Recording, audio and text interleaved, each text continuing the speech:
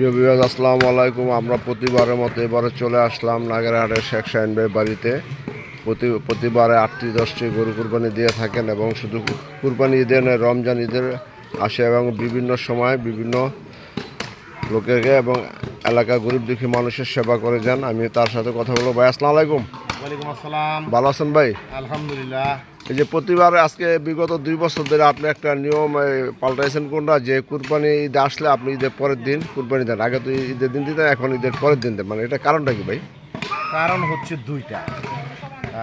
এক নম্বরে কারণ হচ্ছে এতগুলা গরু দিই, আমি 7-8টা গরু দিই, দিতে গেলে সময়ের দরকার হয়। আবার 2 নাম্বার হচ্ছে আমি একটা ঈদগাহ মাঠের সাথে জড়িত, ঈদগাহ মাঠের সেক্রেটারি, নাগেরহাট ঈদগাহ মাঠের সাধারণ সম্পাদক আপনি। ওই হিসাবে দেখা গেছে নামাজের শেষে অনেক কাজ থাকে, ওই কাজ গুছায় আস্তে আস্তে বাসায় 9টা বেজে যায়। তার জন্য এই 7-8টা গরু দিয়া শেষ করা যাবে না। আমি আবার ঘরে ঘরে পৌঁছে দিই, ডোর টু ডোর পৌঁছে দিই, সেই জন্য আমার সময়ের বেশি প্রয়োজন। তার জন্য আমি পরের দিন দিই আমার সুবিধার্থে, এবং সুন্দরভাবে যাতে কেউ মিস না যায়, এই সুবিধার্থে আমি পরের দিন দিই ভাই। শুধু কুরবানিটা নয়, আমি তো জানি যে আপনি এই রমজান ঈদ আসলে এবং রমজান ঈদের কুরবানি রমজান ঈদের ভিতরে মাংস, পোলার চাল এবং কাপড় চোপড় এবং যেই সামগ্রীটা আপনি প্রতিটা বাসায় বাসায় পৌঁছে দেন, এবং এটা কি কারণটাই কোনো উদ্দেশ্য আছে নাকি? না না না, কোনো উদ্দেশ্য নাই। আমি মনে করি আমি আর এলাকাবাসী, আমার ভাই বোনেরা, আমার সবাই একে অপরে, আমি যেই ইউনিয়নে বাস করি এই ইউনিয়নের সবাই আমি মনে করি আমার খুব কাছের লোক। তারা আমার বাড়িতে এসে নেক, এটা আমি চাই না। আমি তাদের সম্মান দেই, আমি তাদের ঘরে ঘরে পৌঁছাই দিই, এটা আমি নিজেও আনন্দিত।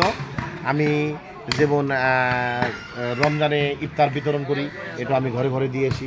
আমি জাকাতের যেটা করি, এটা আমি ঘরে ঘরে দিয়ে আসি। আমি চাঁদ রাত্রের দিন গরুর গোশ, পোলার চাল বিতরণ করি, এটাও আমার ভাই ভাতিজা, আমার ভালোবাসার লোক যারা আছে তারা সবাই ঘরে ঘরে দিয়ে পৌঁছায় দিয়ে আসে। এটাই আমি আনন্দিত, কারণ আমার বাসায় কেউ আসুক বা কেউ রাস্তায় দেখুক, আমি এটা চাই না। আমি সবার উপর একটা কম বেশি ইজ্জত আছে। কিন্তু শাহীন ভাই, আমি যতটুকু ওই যে দেখতেছি, জানতে পারতেছি, শুধু আমাদের কনকসার ইউনিয়ন বললে ভুল হবে। আমি জানি যে আমাদের আশেপাশে যে ইউনিয়ন আছে বা পার্শ্ববর্তী অনেকটা ইউনিয়ন, আমি নাম বলবো না, কয়েকটা ইউনিয়নের লোকজন আসে এবং আপনি ওদের পৌঁছে দেন, তাই না? হ্যাঁ হ্যাঁ, অবশ্যই। আমি যতটুকু পারি, ইচ্ছা তো করে পুরা লোহযোগের সবার দিই, কিন্তু এটা আল্লাহ আমার ওই অর্থ সমর্থ দেয় না। আমি যতটুকু পারি আমি চেষ্টা করি সবাইকে দেওয়ার।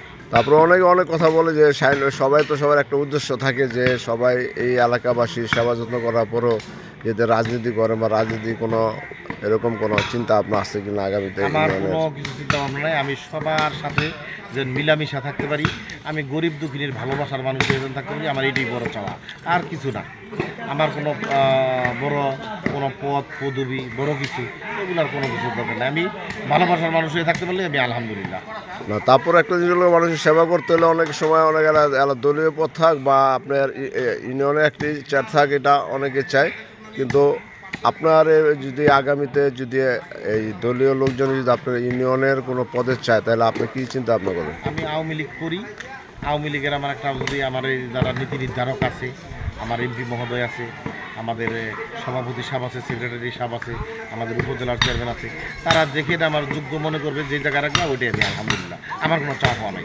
তারপরে আপনার যে কোনো একটা জিনিসের যে অনুষ্ঠান করতে গেলে একটা ব্যয়বহুল খরচ আছে, এবং আমরা যতটুকু জানি যে আপনি সবসময় সহযোগিতার হাত বাড়ায় দেন, হ্যাঁ, এবং আপনারা তো কয়েকটা পরিচয় চিনে, এবং স্বর্ণ শাহীন বা গোল্ডেন শাহীন বা জাপানি শাহীন করে অনেকে চিনে, এবং আমি যতটুকু জানতে পারছি যে নাগেরহাট যে উজ্জ্বল হয়েছে, একমাত্র আমি মনে করি যে আপনার অবদান আছে অনেকটাই।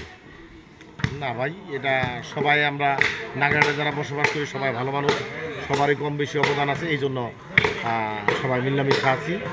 আর আমার চিন্তা ভাবনা যাতে সবাই মিলামিশে একসাথে সুন্দরভাবে এলাকা চালানো যায়, আমি ওইটার পক্ষে। আমি সবসময় চেষ্টা করি ওইটাই। আমি লোকজনবাসীর সবাইকে আমি ঈদের শুভেচ্ছা রইল। ঈদ মোবারক, ঈদ মোবারক, ঈদ মোবারক। আপনারা সবাই ভালো থাকেন, সবার দাওয়াত রইল। সবাই আমার দিক খেয়াল রাখবেন, দোয়া করবেন। সাথে আমার ছেলে আছে, ওর জন্য দোয়া করবেন। ধন্যবাদ শাহিন ভাইকে। বিক্রমপুর দিনও মিডিয়া ভাইকে, আপনি সব সময় আসেন, এই লোকযোগের যত প্রচার প্রচারণা আছে আপনি সবার জন্য করেন, সবাই দেখতে পারে, সেই জন্য আপনার কাছে কৃতজ্ঞ, আপনাকে ধন্যবাদ।